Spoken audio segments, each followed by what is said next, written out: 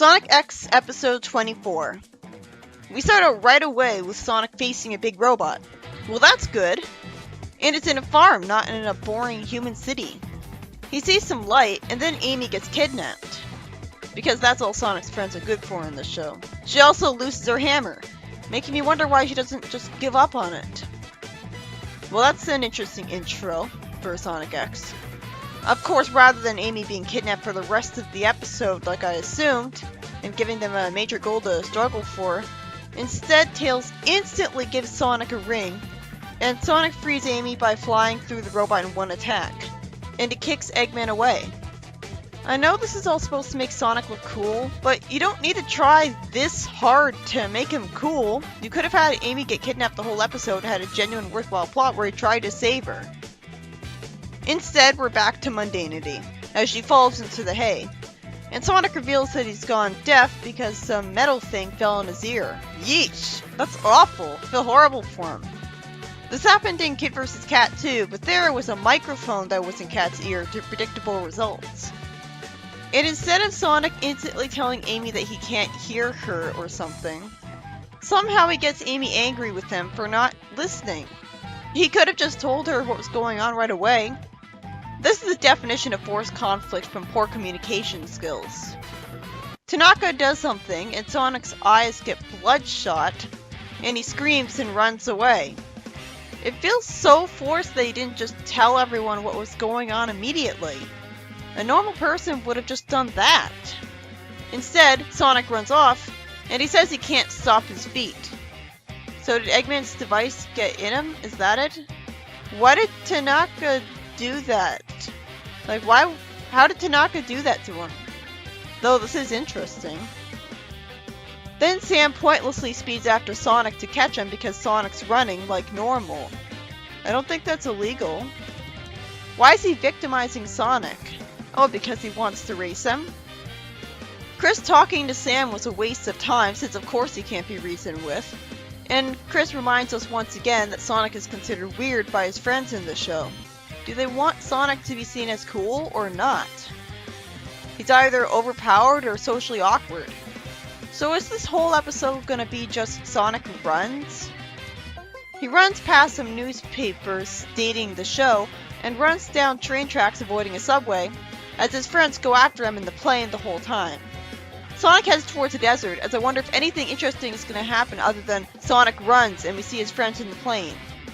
Amy wonders if something happened to Sonic when he was fighting that robot, but even though we clearly saw her imagine something metal fall into his ear, she just says she doesn't know what happened. So it was just them reminding you what happened to Sonic for no reason. And the heroes decide to just waste time going to Chuck, instead of just calling him on a cell phone. At least she feels guilty saying that if something's wrong with Sonic, it's because he saved her. That's self-aware. Eggman's robot offends him by calling him fat somehow, and Eggman wonders what's going on with Sonic, instead of doing this to Sonic on purpose like we could have easily written. Chuck says they have to catch Sonic to examine him. Realistically, we cut to night after that, rather than a building the invention that's needed really quickly. Sonic panics, wondering where he's going, as I think of how tired he must be since he was forced to run all night while awake. You'd think he'd be asleep right now. Chuck plans to launch a bubble bomb from the plane to lift Sonic up with gum, but since this is just the middle of the episode, I'm guessing the heroes will fail to pad out the rest of the episode when not much was happening to justify its length before this. We could have just instantly cut Sonic running in the desert after his friends commented on him in Chris's house. The gum thing hits Sonic, surprisingly, and he actually stops. Wait, it made him stop in his tracks first? How? He starts flying in the air, panicking, and Chuck says he used too much helium. At least the music is great at providing tension when it makes Sonic panic. But it's confusing because does the show want to make Sonic cool or the butt of a joke? We had this and him freaking out all episode because he was on a boat. When Knuckles pops Sonic's bubble because Sonic told him to help him, he starts running again and Knuckles shows up to Amy holding a fish, hopefully planning to eat it. It's amusing that when Knuckles says Sonic tried to run him over, Amy says that's great. The heroes eat some soup, so at least that's explained since they've been going after Sonic for a while, but that's still obvious filler. Tails gets sent away by some tumbleweed. Is that really realistic? And Chuck plans to make Sonic like a hamster in a cage by having some wheel get pushed down on him. Wait, but wouldn't that just hurt Sonic? Instead of running him over, it magically gets Sonic to run onto it. Good thing it was sent to him at the right angle. Sonic gets caught running in the wheel, and it was sweet of Amy to give him some food. She said she thought he might be hungry after all that running. That was considerate, and he starts falling asleep. Wait, if he could do that, why didn't he do that at night? And Amy offers to read him a bedtime story. Mother instincts? Chuck says he's got boundless energy as the nap didn't slow him down, and the wheel falls apart and runs over Knuckles and drills into the ground. This sends Sonic away in a geyser. So how does Eggman not know what's going on with Sonic? It's really stupid that this could happen to Sonic by accident from metal falling in his ear. That doesn't make any sense. We could have had Eggman look competent by making him do this to Sonic on purpose, but God forbid that happen. It's not like he's the main villain of the franchise or anything. At least he takes advantage of this by planning to launch a sneak attack against him. But then he decides to do that after a nap. His robot's even lampshaded, which makes it even stupider. You'd think the device that fell into Sonic would have to be intentionally programmed to make Sonic run uncontrollably. But Eggman doesn't know what's going on with him and was just wasting time watching him. Sam shows up, and Chuck plans to make Sonic run into a muddy trap to be out of the running after racing Sam. Okay, so why is Sam needed at all? Can't he just use the trap? The plan is to have Sonic run into it, so just make that happen in front of him. Sam taunts Sonic because his car is faster than him. Oh, I should have known. Sam insists on racing ahead of Sonic even though he's supposed to be a decoy, and so I guess Sam will be the one that falls in the trap. Because he wants to be number one. So his car falls in the mud instead. I should have known better than to expect Sam to be a genuinely useful Chekhov's gunman. He was useful the other times. Tails' device discovers a magnetic force field from the ranch we saw earlier, and that's why Sonic is running towards it. So the plane flies towards the big robot and Amy tries to attack it. But of course, rather than her hitting it with her hammer, Amy isn't allowed to be competent, and instead electricity gets shot at her, only for the robot to inexplicably fall apart for no reason. You know, we could have had an actual action scene for a climactic ending. I expected Eggman to send a completely different big robot after Sonic.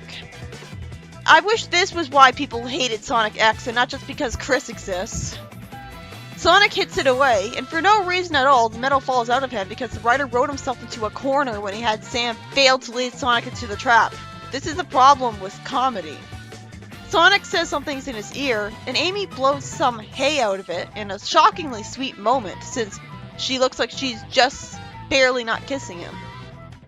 And he just casually naps while Amy creepily watches him sleep, and he's not uncomfortable about it at all.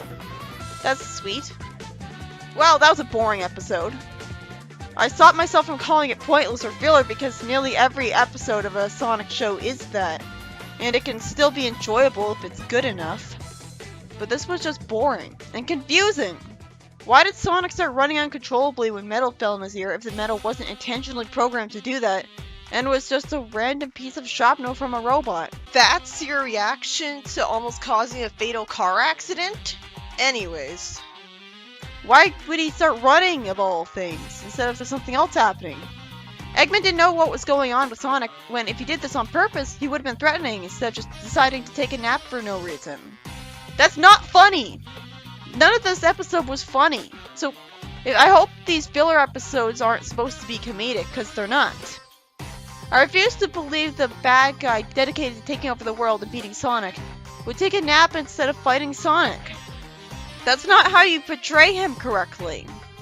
If the whole charm and appeal of these filler episodes before the SN1 adaptation was supposed to be that they're comedy episodes that are funny, that goes to show you the problem with an emphasis on comedy. Because that's not funny, so it's just boring. The start of the show portrayed Eggman as a genuine threat, but after his egg carrier crashed into the ocean, it seems like they decided to make him a full-on failed comedy relief character like Boom Eggman, which is inconsistent in tone. Most of the episode was literally just Sonic runs. That's how you know someone ran out of ideas. While it was brilliant and subversive that we had Sonic's friends making Wile E. Coyote-esque traps against them instead of bad guys like Scratch and Grounder, so that was cool at least. It was painfully predictable that all of the heroes' ideas to stop Sonic would fail. It was shocking to me, though, that even Sam failed.